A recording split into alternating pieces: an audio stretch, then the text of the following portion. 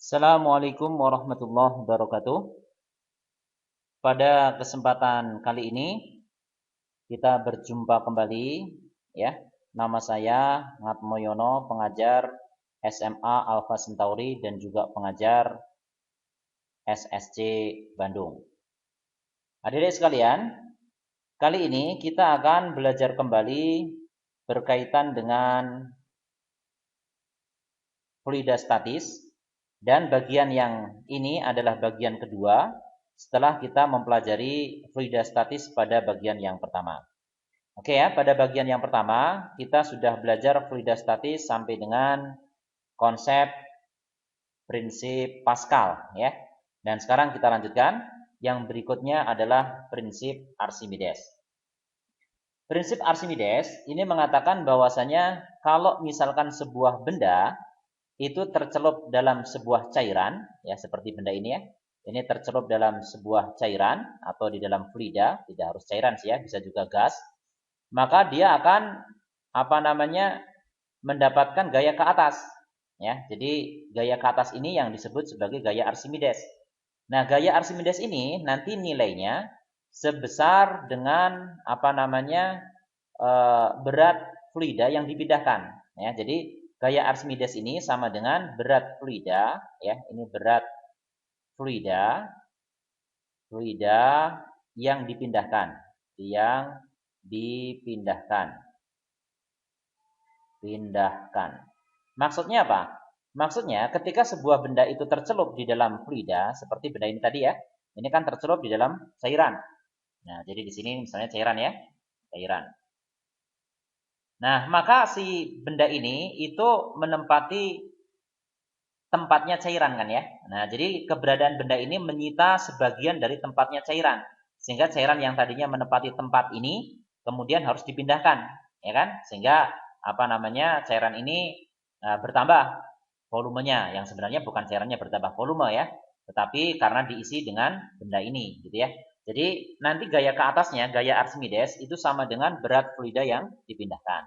Nah, kalian tahu yang disebut dengan berat itu kan pasti massa dikalikan dengan percepatan gravitasi kan ya. Nah, di sini massanya adalah massa fluida yang dipindahkan tadi dikalikan dengan percepatan gravitasi. Nah, massa kalau kalian ingat kembali massa jenis ya, massa jenis itu kan sama dengan massa dibagi dengan volume. Nah, kalau kita ambil massa, berarti kan di sini sama dengan massa jenis dikalikan dengan volume, gitu ya. Nah, jadi di sini massa fluida ini adalah massa fluida yang dipindahkan. Berarti nanti besarnya akan sama dengan massa jenis fluidanya, ya kan? Dikalikan dengan volume fluida yang dipindahkan. Ya, ini volume fluida yang dipindahkan dikalikan dengan percepatan gravitasi. Nah, kebetulan saja volume fluida yang dipindahkan ini sama dengan volume benda yang dipindahkan, volume benda yang tercelup, maaf ya. Jadi di sini nanti si gaya Archimedesnya ini bisa dituliskan sebagai massa jenis fluida dikalikan dengan volume benda tercelup, ya. Jadi volume fluida yang dipindahkan sama dengan volume benda yang tercelup kan ya. Nah, di sini dikalikan dengan G. Nah, ini adalah rumus gaya Archimedes. Nah, jadi setiap benda yang tercelup di dalam cairan akan mengalami gaya ke atas yang nilainya ini ya. Jadi tergantung massa jenis fluidanya, tergantung volume benda yang tercelup ya. Dalam gambar yang di samping ini ya semua benda tercelup gitu ya. Berarti sama dengan volume benda untuk kasus yang di samping. Kemudian dikalikan dengan percepatan gravitasi. Oke ya, itu yang disebut dengan prinsip Archimedes. Jadi saya ulangi, prinsip Archimedes menyatakan bahwasanya benda yang tercelup di dalam cairan, baik sebagian atau seluruhnya, ya, akan mengalami gaya ke atas. Nah, gaya itu disebut dengan gaya Archimedes. Si gaya itu besarnya sama dengan berat fluida yang dipindahkan, ya, oke. Berat itu M kali G. Nah, di sini adalah massa fluida yang dipindahkan, ya, kalikan percepatan gravitasi. Oke ya? Ini bisa dipahami ya? Oke, kalau ini bisa dipahami, kita coba lanjutkan ke contoh soal, ya. Coba lihat sini ya, contoh soal ini. Nah, di sini disebutkan sebatang kayu, ya. Ini masanya 300 kg. Nah, ini adalah massa batang kayu itu. Nah, jadi di sini sebatang kayu masanya 300 kg, ya. Ini saya tuliskan sebagai massa ya. Massa massa benda lah ya, massa benda MB misalnya. terapung di permukaan air dengan 3/4 bagian kayu tercelup di dalam air. Nah, ini tentu saja adalah volume benda tercelup ini. Ya, jadi volume benda yang tercelup itu sama dengan 3/4 volume batang kayu. Ya, jadi volume bendanya. Gitu. Itu tercelup di dalam air. Hitunglah volume batang kayu tersebut. Nah, coba kita lihat ya. Kalau kita gambarkan kurang lebih gini. Ini misalnya ada batang kayu nih ya. Nah, ini ada batang kayu. Nah, si kayu ini terapung ya di permukaan air nih ceritanya ya. Terapung di permukaan air. Nah, ini misalnya airnya nih. Ini kan 3/4 bagian kayu tercelup ya. Jadi kira-kira seginilah ya. Nah, si batang kayu ini akan mengalami dua gaya ya, akan mengalami dua gaya. Pertama adalah gaya gravitasi, kan dia punya massa ya. Jadi ada gaya gravitasi, ada gaya berat W. Kemudian ke atas ada gaya Archimedes. Nah, kan dia seimbang nih. Ya, ini gaya Archimedesnya. Karena dia seimbang berarti dua gaya ini akan bernilai sama kan ya? Akan bernilai sama dua gaya ini. Nah, sehingga nanti apa namanya kalau kita sama dengankan, jadi gaya Archimedesnya ini sama dengan apa namanya gaya beratnya. Gaya Archimedes tadi rumusnya apa? Masih ingat kan? Rho fluida ya, dalam hal ini air kan ya. Jadi terapung dalam air, ini air nih. Ya, jadi ini rho-nya rho air, masih ingat kan rho air ya? Rho air itu 1000 kalau dalam SI ya. 1000 kilogram per meter kubik ya. Nah, itu rho air. Nah, jadi tadi kembali ke rumus ini ya. Jadi gaya Archimedesnya ini sama dengan gaya berat. Nah, jadi FA sama dengan W. FA ini rho fluida ya, kemudian dikalikan dengan apa namanya volume benda tercelup ya. Ini volume benda tercelup. PBT tadi. Kemudian dikalikan dengan percepatan gravitasi. Nah, ini sama dengan massa bendanya, massa kayu maksudnya, dikalikan dengan G kan ya. Nah, kalian bisa coret G-nya kan? G-nya bisa coret nih. Nah, gitu ya. Nah, kemudian rho fluidanya itu tadi 1000. Ya, 1000 kan? Kemudian dikalikan dengan volume benda tercelup. Volume benda tercelup tadi kan 3/4 dari volume bendanya kan? Nah, volume benda. Nah, sama dengan massa batang kayunya. Itu adalah 300. Oke? Nah, sehingga nanti di sini kita bisa sederhanakan. Ini bisa dicoret nih, ya. Coba kalau kita sederhanakan, nanti 300, ini kan bisa dicoret dengan 3, ini diambil nolnya 2 di sini ya. Nah, gitu ya. Sehingga nanti kalian punya berarti volume batang kayunya adalah berapa? Ya tinggal kali silang aja ya. Jadi 4 dibagi dengan 10 ya. Nah, dibagi 10, jadi sama dengan 0,4 ya meter kubik. Oke, bisa dipahami? Kan yang ditanyakan volume ya, jadi volume batang kayu. Nah, ini volume batang kayu ini yang ditanyakan. Ya, jadi VB-nya yang ditanyakan. Oke, bisa dipahami? Bisa ya? Oke, kalau bisa kita lanjutkan lagi dengan contoh soal yang lain. Di sini ada contoh soal yang kedua berkaitan dengan prinsip Archimedes. Disebutkan bahwasanya ada ban dalam mobil. Ini maksudnya ban dalam mobil, bukan ban di dalam mobil ya, bukan. Jadi ban dalam mobil bermassa 1 kg ya. Jadi di sini ada massa ya. Jadi massa apa namanya? Ini massa bendanya, massa ban ini. Ya, saya tulis saja di sini massa ban. Nah, massa ban aja lah. Nah, terapung di dalam air dengan 80% volumenya muncul. Nah, ini 80% yang muncul nih ya di permukaan air. Jadi bukan yang tenggelam ya. Jadi bukan yang tercelup tetapi yang muncul. Massa beban maksimum yang dapat diapungkan oleh ban dalam tersebut adalah berapa gitu ya. Jadi kurang lebih begini. Kalau misalkan ini apa namanya permukaan airnya, ya ini misalnya permukaan air. Nah, kondisi awal ini ada ban nih ya dengan 80% tercelup di dalam air. Nah, jadi kondisi awalnya begini nih. Gitu ya. Nah, ini kondisi awalnya. Jadi ini cuman segini nih yang tercelup, cuman 20%. Ya, jadi di sini kan tadi yang apa namanya? Muncul di permukaan ini kan 80%, jadi 0,8 ya. 0,8 dari volume ban kan? Nah, jadi dari volume ban. Sementara di sini yang apa namanya? Tenggelam ini adalah 0,2 mestinya, 0,2 atau 20% dari volume bannya kan? Nah, kalau kita terapkan hal yang sama dengan tadi ya, contoh soal yang pertama, di sini kan juga ada dua gaya ya. Jadi ada dua gaya nih. Gaya apa saja? Pertama, di sini ada gaya apa namanya? Apung tadi, gaya Archimedes.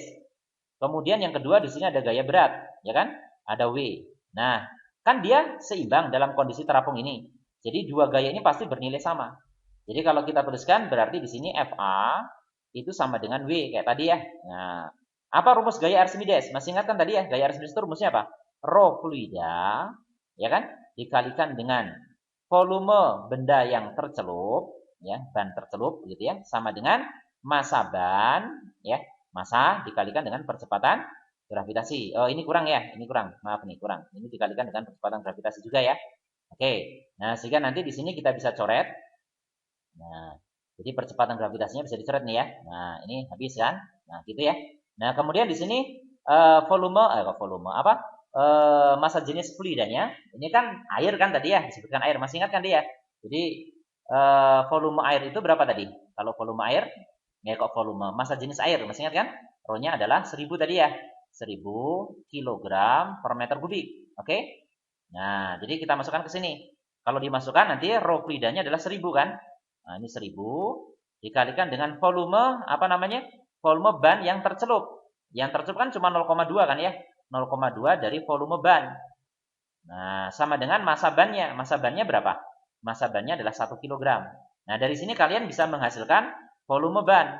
Nah, berarti volume ban yang kita cari adalah 1 dibagi dengan 200 ya. Oke, ngerti ini 200 ya? 0,2 kali 1000 ya. Nah, jadi 1 per 200 meter kubik. Oke, itu volume bannya. Nah, sekarang ini belum selesai. Kita baru mencari bisa mendapatkan volume ban. Sekarang kondisi yang kedua adalah tadi pertanyaannya massa beban ya yang paling besar atau maksimum yang dapat diapungkan oleh ban dalam tersebut adalah. Nah, jadi ketika si ban ini kita kasih beban di atasnya dan beban itu maksimum, ya artinya dia bisa mengapungkan beban sampai dia sendiri semuanya tenggelam gitu ya. Jadi di sini ada beban nih ceritanya. Nah, ini ada beban di sini. Nah, ini bebannya. Beban. Nah, tetapi sekarang si seluruh ban ini tercelup ya di dalam cairan. Nah, sehingga nanti kalau kita gambarkan gayanya ya. Kalau kita gambarkan gayanya di sini sama aja kan ya. Jadi ke atas tetap ada gaya Archimedes. Ada gaya Archimedes, kemudian yang ke bawahnya tetap ada gaya berat. Nah, gitu. Sekarang terapkan hal yang sama di sini. Tetap bahwasanya gaya Archimedes ini sama dengan gaya berat. Gaya Archimedes tadi rumusnya apa? Rho fluida ya dikalikan dengan G atau ya G boleh dikalikan volume benda tercelup ya. Jadi volume ban yang tercelup sama dengan massa ban ya dikalikan dengan G juga. G-nya bisa dicoret ya. Percepatan gravitasinya bisa dihabiskan nih. Nah, kemudian kalau hitungan ini kemudian kita lanjutkan, apa yang terjadi? Rho fluida 1000. Nah, 1000 ya. Kemudian volume benda tercelup. Nah, sekarang seluruh ban ini tercelup. Ya, seluruh ban ini tercelup ya. Berarti volume ban semuanya ini. Berapa volume ban? Ini tadi sudah kita cari kan? Ini volume ban seluruhnya. 1/200. Nah, jadi masukkan di sini 1/200 ya. Nah, ini 1/200. Gitu. Ya. Sama dengan M. Ini kan massa. Nah, massa di sini hati-hati ada 2 di sini. M-nya di sini ada 2. Pertama adalah massa ban, ya. Jadi di sini ya, si M ini adalah massa ban ditambahkan dengan massa beban kan? Ditambahkan dengan massa beban. Nah, ini M-nya. Kan sekarang ada 2. Ya, ada 2 benda. Nah, jadi si M ini ya, si M ini ada massa ban dan massa beban. Massa bannya berapa? 1 kg tadi ya. Ditambah dengan massa beban. Nah, berapa massa bebannya? Itu yang ditanyakan. Nah, coba 1000 bagi 200. Nah, ini bisa dicoret ya. 1000 bagi 200 itu berapa sih? 5 ya. Oke, 5 ya. Jadi 5 ini sama dengan 1 ditambah dengan massa beban. Massa beban. Nah, berarti kita punya ya. Berarti massa beban yang bisa diapungkan beban ya adalah berapa nih? Ya 5 dikurangi 1 ya. Dikurangi 1 berarti sama dengan 4 kilogram. Oke ya, ini bisa dipahami ya. Nah, jadi soal ini begitu.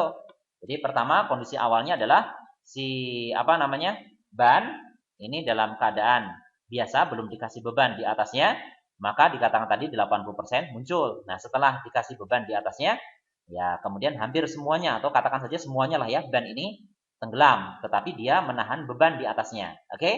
Ya, rumusnya sama aja ya. Jadi gaya Archimedes sama dengan gaya berat. Sama dengan yang kondisi awalnya tadi. Ini sama persis. Oke, bisa dipahami ya? Kalau bisa dipahami, kita lanjutkan lagi ke bagian berikutnya. Yang berikutnya, ini adalah berkaitan dengan tegangan permukaan. Ya, tegangan permukaan. Apa itu tegangan permukaan? Nah, kalau kalian lihat beberapa fenomena ya, beberapa kejadian seperti seekor nyamuk itu ternyata bisa hinggap di atas permukaan air. Ya, bisa hinggap dia. Bukan karena gaya Archimedes ternyata. Ya, jadi ternyata itu karena ada gaya apung, bukan gaya apung, karena ada gaya tegangan permukaan. Jadi kalau misalnya ini permukaan air ya. Kemudian di sini ada seekor nyamuk ini. Nah, ternyata dia bisa hinggap di atas permukaan air. Ya, seperti ini. Ya, ini karena ditahan oleh tegangan permukaan. Nah, jadi bagaimana sih tegangan permukaan itu bisa muncul? Nah, di sini kalau kita perhatikan partikel-partikel air, maka kalau misalnya ditinju partikel air itu yang sebelah dalam sini ya, ini misalnya partikel air nih ya. Nah, partikel air. Maka si partikel air ini akan mengalami gaya tarik, dia ditarik ya ke semua arah karena kan ada yang disebut dengan gaya apa nih? Gaya kohesi. Kalian masih ingat nggak? Ada gaya kohesi namanya. Jadi di sini ada F kohesi. Jadi gaya tarik menarik antar partikel-partikel yang sejenis. Kalau di dalam sini, maka setiap partikel air akan mengalami gaya kohesi ke semua arah sama besar. Nah, ya, sama besar. Sehingga apa? Ya resultan gaya kohesinya ini, jadi sigma F kohesinya itu akan sama dengan 0. Nah, sementara kalau partikel air itu di permukaan, ya, di permukaan nih, maka dia akan mengalami gaya kohesi hanya pada arah yang seperti gambar ini. Karena kan partikel airnya nggak ada yang di atas kan? Nah, adanya ya di bawah ini. Nah, sehingga apa? Resultan gaya kohesinya tidak sama dengan 0. Karena resultan gaya kohesi tidak sama dengan 0 menjadikan permukaan ini jadi tegang. Nah, si tegangan permukaan itu bisa menahan nyamuk. Ini maksudnya nyamuk ya, ini nyamuk. Nah, jadi bisa menahan nyamuk ini. Nah, itu muncul gaya tegangan permukaan. Nah, jadi di sini kalau didefinisikan tegangan permukaan itu ini ya. Jadi gamma ya, gamma itu disebut sebagai tegangan permukaan ya, permukaan. Bisa dikatakan sebagai gaya persatuan panjang ya, persatuan panjang. Sementara F-nya ini adalah gaya ya. Jadi gaya ya, gaya tegangan permukaan. Nah, kemudian di sini L-nya ini adalah panjang, ya, panjang. Tapi maksud panjang di sini sebenarnya adalah ada orang yang mengatakan panjang basah begitu. Panjang basah itu apa sih? Sebenarnya keliling sih ya, keliling benda yang berkontak dengan air. Jadi misalnya kalau ada pisau silet, ya pisau silet nih. Misalnya kalian letakkan di permukaan air itu dengan hati-hati banget. Maka si pisau silet itu bisa tertahan di atas permukaan air. Padahal kita tahu silet itu terbuat dari baja. Baja itu massa jenisnya lebih besar dari air. Harusnya dia tenggelam, tetapi ternyata tidak karena ditahan oleh gaya tegangan permukaan. Oke ya? Nah, jadi seperti itu. Nah, jadi di sini sebenarnya panjang itu sebenarnya keliling ya. Jadi keliling benda yang berkontak dengan air. Ini keliling benda yang berkontak dengan air. Jadi benda yang berkontak gitu ya dengan air. Nah, atau cairan lah ya. Nah, ini panjang maksudnya. Nah, sehingga nanti kalau kita analisis satuannya, ya, maka nanti tegangan permukaan ini satuannya pasti Newton per meter. Ya, satuannya pasti Newton per meter ya. Nah, sementara gaya biasa ya Newton. Nah, kalau panjang kan satuannya ini adalah meter. Oke ya? Ini bisa dipahami ya? Nah, kalau ini bisa dipahami, coba kita lihat contoh soalnya. Nah, di sini ya contoh soal. Diketahui tegangan permukaan air adalah 0,08 Newton per meter. Ini adalah gamma ya, gamma. Jadi di sini 0,08 Newton per meter. Nah, massa maksimum jarum dengan panjang, ini jarum ya. Jarum ini panjangnya 5 cm. Ya, jadi kalau kita lukiskan kan gini ya, jarum itu ternyata kalau diletakkan secara hati-hati di atas permukaan air itu bisa terapung. Tapi bukan karena gaya Archimedes loh ya. Ini karena gaya tegangan permukaan tadi. Nah, jadi dia gini. Nah, gitu ya, tertahan. Nah, ini jarum nih. Nah, panjangnya, jadi L-nya ya. Jadi L-nya itu sama dengan 5 cm. Nah, gitu. Yang masih dapat diapung. Jadi di sini massa maksimum jarum dengan panjang 5 cm yang masih dapat diapungkan oleh air. Nah, jadi di sini tetap seperti tadi, ada keseimbangan gaya. Gaya yang ke atas ini adalah gaya tegangan permukaan. Ya, gaya yang ke atas nih ya. Nah, ini ke atas, ini adalah F.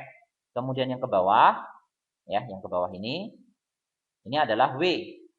Nah, jadi di sini nanti F itu sama dengan W biasa. Nah, gaya ini gaya tegangan permukaan. Kalau tadi kan kita punya rumus begini. Tegangan permukaan itu adalah gaya persatuan panjang basahnya per L misalnya. Nah, berarti gaya itu apa? Sama dengan gamma dikalikan dengan L.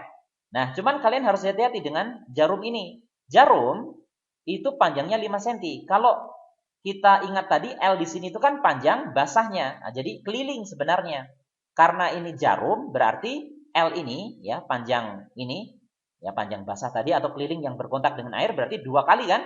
2 kali karena lebarnya jarum kita abaikan, terlalu kecil. Ya, jadi di sini 2L jadinya. Nah, jadi 2L, 2 kali panjang, ya kan? Jarum itu kan cuman kalau dihitung kelilingnya kan pada bagian panjang, lebarnya nggak usah dihitung karena terlalu kecil kan? Nah, jadi seperti itu. Jadi L-nya nanti 2L maksudnya. Nah, sehingga nanti F di sini kita harus tuliskan gamma dikalikan dengan 2L. Nah, ini sama dengan M kalikan G, gitu ya. Nah, yang ditanyakan kan masa jarumnya nih. Jadi M berarti sama dengan apa? Gamma dikalikan dengan 2L dibagi dengan G ya. Nah, gitu. Kalau kalian isikan angkanya, gamanya tadi berapa? Ya, gamanya kan yang ini tadi ya. Nah, ini gamanya nih. Ini adalah gamma nih ya. Jadi di sini nilainya adalah 0,08 dikalikan 2L. 2 dikalikan L. L-nya kan 5 tadi ya. 5 tapi senti nih kali 10 pangkat min 2, hati-hati dalam meter ya. Dibagi dengan G. G-nya 10 nih. Nah, gitu ya. Oke, berarti ini bisa dicoret kan? Nah, jadi di sini nanti kita bisa coret nih. 2 kali 5 kan 10, ini juga 10 kan? Nah, jadi nanti di sini bisa ditulis gini sih ya. 0,8 kali 10 pangkat min 3, betul nggak? Ini dalam kilogram. Nah, sehingga nanti massa jarumnya adalah 0,8 gram. Nah, 0,8 gram. Nah, ini massa jarum yang masih bisa diapungkan. Bisa dipahami ya? Oke, jadi di sini tetap keseimbangan gaya seperti ini. F sama dengan W. Nah, cuman hati-hati tentang L-nya. Ya, L di sini tadi kan disebutkan, ya, lihat di bagian sebelumnya. L itu panjang basah, artinya keliling benda yang berkontak dengan air. Jadi L-nya itu adalah 2 kali panjang jarum. Ya, jadi yang ini nih, ya, 2 kali panjang jarum. Oke ya? Bisa dipahami ya? Kalau ini bisa dipahami, ya kita lanjutkan lagi. Yang berikutnya, kapilaritas. Ya, kapilaritas. Apa itu kapilaritas? Kapilaritas itu adalah gejala gitu ya. Naik turunnya permukaan cairan di dalam pipa kapiler. Nah, jadi di sini kapilaritas sering dikatakan seperti itu ya. Jadi di sini adalah gejala naik turun turunnya permukaan cairan gitu ya, cairan dalam pipa kapiler ya, pipa kapiler. Nah, apa itu pipa kapiler? Ya, apa itu pipa kapiler? Ya, pipa kapiler itu adalah pipa yang sangat sempit. Jadi sangat kecil ini ya. Jadi diameternya kecil nih. Ini yang disebut dengan pipa kapiler. Nah, jadi di sini pipa yang kecil gitu ya. Jadi pipa kecil ini, pipa kecil. Nah, kecil itu seberapa? Kan relatif ya. Nah, biasanya sih ketika jari-jarinya di bawah 1 mm itu sudah dianggap kapiler biasanya. Ya, jadi ya pipa yang cukup sempit ini ya. Jadi jari-jarinya saja harus di bawah 1 mm gitu ya. Itu kira-kira ukuran kecilnya. Nah, nanti naik turunnya permukaan zat cair itu akan memenuhi rumus ini ya. Jadi akan memenuhi persamaan ini. Jadi maksudnya begini. Kalau misalnya di sini ada bejana gitu ya. Kemudian kalian isi air dan di sini ada pipa kapiler nih. Jadi pipa yang sempit tadi. Nah, gitu ya. Nah, kalau ini ada air, nanti bentuknya begini. Nah, bentuk permukaan airnya akan begini. Nah, bentuk permukaan ini disebut dengan meniskus nanti. Namanya meniskus. Ya, bentuknya agak cekung kalau air ya.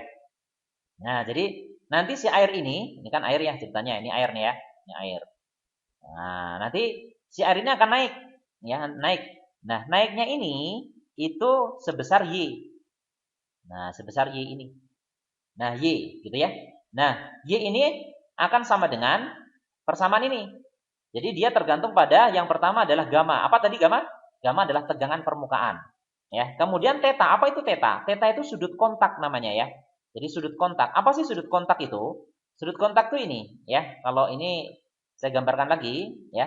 Kalau ini misalnya diperbesar nih ya, bagian yang ini kita perbesar nih. Nah, diperbesar. Nanti bentuknya akan begini sebenarnya.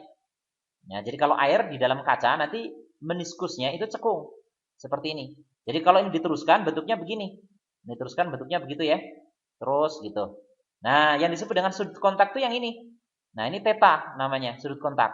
Nah, ini juga theta. Nah, ini yang disebut dengan sudut kontak.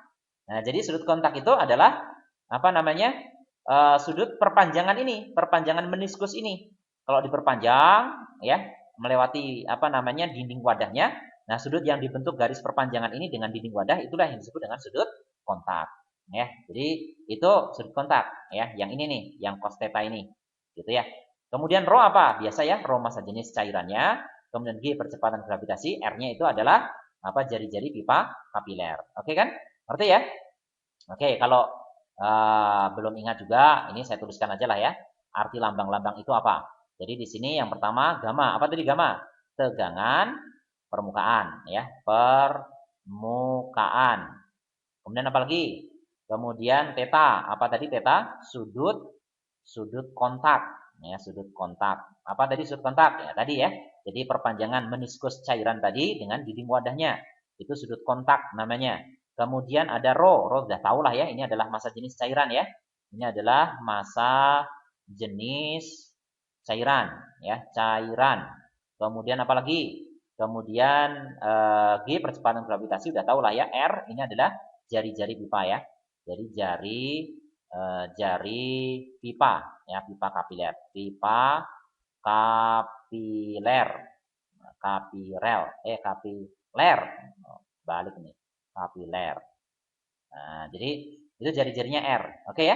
Nah, nanti kalau misalnya kalian gunakan cairan bukan air misalnya. Nah, misalnya yang kalian gunakan adalah cairan raksa. Nah, jadi misalnya begini. Ini raksa Hg ya. Nah, ini dikasih pipa kapiler. Justru kalau raksa itu nanti bentuk meniskusnya adalah gini. Nah, bentuknya apa namanya? Bentuknya adalah cembung. Nah, cembung seperti ini. Jadi malah nanti turun dia. Nah, jadi aneh ya, ini turun nih. Jadi dia turun sejauh ini, Y. Nah, gitu. Ini kalau raksa ya, Hg ini ya, raksa. Bentuknya akan begitu. Nah, kenapa bentuknya begitu? Ya, kenapa bentuknya begitu? Kalau ini kasus air nih ya, ini disebabkan karena gaya kohesinya, ya gaya kohesi, jadi gaya tarik menarik antar partikel sejenis, ini lebih apa namanya lebih kecil dibanding dengan gaya adesi. Adesi itu gaya tarik menarik antar partikel yang berbeda. Nah, jadi gaya kohesinya lebih kecil dibanding dengan gaya adesi. Jadi kalau kalian celupkan tangan kalian ke dalam air kan basah, ya artinya gaya adesinya besar, kan partikel nempel di air, nempel di tangan misalnya, itu kan gaya adesinya lebih besar. Tapi kalau air raksa tidak. Jadi air raksa itu bentuk meniskusnya apa namanya cembung, ya. Jadi kalau kita gambarkan bentuknya begini. Kalau ini misalnya diperbesar ya. Nah, ini diperbesar nih. Nah, nanti bentuk meniskusnya begini. Maaf nih ya. Ini apa namanya? Nah, bentuknya begini nanti. Nah, jadi nanti kalau kita gambar jadi gini. Ini dindingnya ya, ini dindingnya. Nah, dindingnya ini. Tuh. Nah, ini adalah sudut kontaknya nanti, tetanya di situ. Nah, ini juga teta ya. Nah, jadi sudutnya sudut tumpul. Nah, ini kalau raksa ya, Hg ini. Nah, bentuknya kayak gitu. Ya, itu kalau apa namanya? Air raksa ya, bentuk meniskusnya begitu. Nah, kenapa begitu? Karena gaya kohesinya itu lebih besar dibanding dengan gaya adesi gitu. Itu yang menyebabkan apa namanya? Bentuk meniskusnya atau bentuk permukaan cairan itu cembung. Oke ya? Bisa dipahami nih ya? Nah, jadi itu kapilaritas. Kalau ini bisa dipahami, kita coba lanjutkan lagi.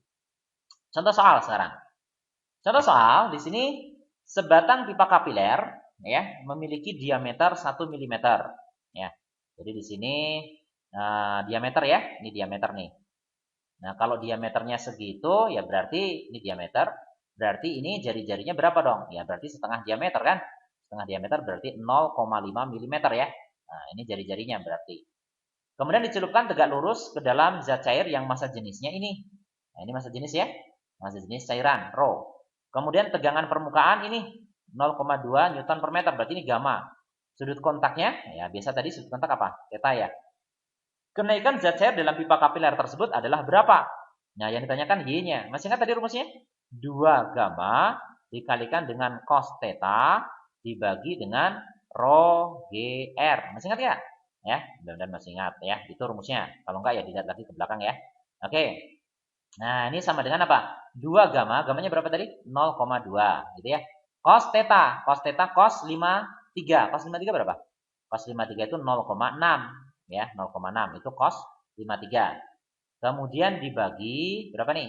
Rho cairannya tadi 400 ya. 400 dikali 10 dikalikan dengan jari-jarinya. Ini 0,5 mm ya. 0,5 mm itu 5 kali 10 pangkat min 4 mestinya ya. Nah, gitu kan? Nah, sehingga nanti kalau kita coba apa namanya? Selesaikan ini, ada yang bisa dicoret nggak nih? 2 dengan 4. Nah, 2 di sini ya. Oke. Ini 4-nya naik aja ke atas ya. Jadi nanti kalau kita sederhanakan jadi 12 ya. Jadi 0,2, 0,6 kan 0,12. Nah, ini 0, apanya 10 pangkat min 4-nya naik ke atas. Jadi min 2 mestinya ya. Oke, ngerti kan ini ya?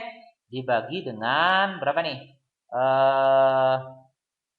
Ini naik ke atas. Oh, pangkatnya bukan min ya, harusnya plus ini. Ya, plus lah. Nah, kan ini 10 pangkat min 4, naik ke atas kan 10 pangkat 4 ya. Jadi ini 12 kali 10 pangkat 2 gitu ya. Kemudian di sini ada 200 kali 10 kali 5 ya, berarti 1000 kan? Nah, bukan 1000 ya, 10.000. Oke, 10.000 ya. Nah, gitu kan? Kan ini 200 kali 5 aja 1000. 1000 kali 10 ya. Oke, ini nah dengan ini kan bisa dicoret ya. Jadi nanti dia akan naik setinggi 0,12 ya. 0,12 meter atau sebesar 12 cm. Bisa dipahami nih? Oke, bisa dipahami ya. Oke. Nah, kalau itu bisa dipahami, kita coba lihat contoh soal yang lain. Masih berkaitan dengan itu. Di sini disebutkan, ya, permukaan air ya yang massa jenisnya 1 gram per cc di dalam pipa kapiler berdiameter. Nah, jadi di sini ada rho ya. Ada rho. Kalau ini diubah ke SI ya berarti rho-nya sama dengan berapa nih? 1000 ya. 1000. Ini kilogram per apa namanya? Sentimeter kubik. Di dalam pipa kapiler berdiameter 1 mm. Nah, ini juga sama ya, ini diameter. Berarti jari-jarinya pasti sama dengan 0,5 mm gitu. Nah, jadi di sini adalah 4 cm di atas permukaan air di luar pipa. Jadi ini Y-nya ya. Y-nya itu adalah 4 cm nih, 4 cm. Nah, jika sudut kontak air di dalam dalam pipa kapiler ya, biasa ini theta ya, sudut kontaknya, besar tegangan permukaan air adalah berapa? Ini di dalam balik-balik rumus saja ya. Tadi kan rumusnya apa? Y sama dengan 2 gamma kan? Cos theta dibagi dengan rho GR gitu kan? Nah, yang ditanyakan gamanya. Jadi gamanya sama dengan apa dong? Gamma nanti Y dikalikan rho GR gitu kan? Dibagi dengan 2 cos theta. Oke ya? Coba isikan. Y-nya berapa tadi? Y-nya 4 cm. Ya, jadi 4 cm. 10 pangkat min 2 ya. Oke? Dikalikan rho. Rho air itu 1000. Kemudian G-nya 10. Kemudian jari-jarinya adalah 5 kali 10 pangkat min 4 ya. Kan 0,5 mm. Dibagi dengan 2 kalikan cos 60. Cos 60 berapa? Setengah ya. Oke. Nah, ini kan gampang nih. Setengah kali 2 ya habis lah ya. Kemudian di sini ambil nolnya 2 dengan ini habis. Gitu. Nah, kemudian di sini berarti berapa? 4 kali 5 20 jadi 200 ya. Jadi 200 dikalikan dengan berapa nih? 4 kali 5 kan 20, 200, 2000 mestinya ya. 2000 nih. Kan 10 kali 10 100 ya. Jadi 2000 kali 10 pangkat min 4 ya. Kali min 4 jadi berapa nih? Jadi ini sama dengan 0,2 ya. 0,2 Newton per meter. Oke ya? Itu adalah tegangan permukaannya. Oke, itu diantaranya pembahasan berkaitan dengan fluida statis pada bagian yang kedua. Oke, adik-adik sekalian, insya Allah pada materi yang lain akan kita bahas ya materi fisika yang lain dan kita ketemu di kesempatan yang lain ya. Sampai sini, assalamualaikum warahmatullahi wabarakatuh.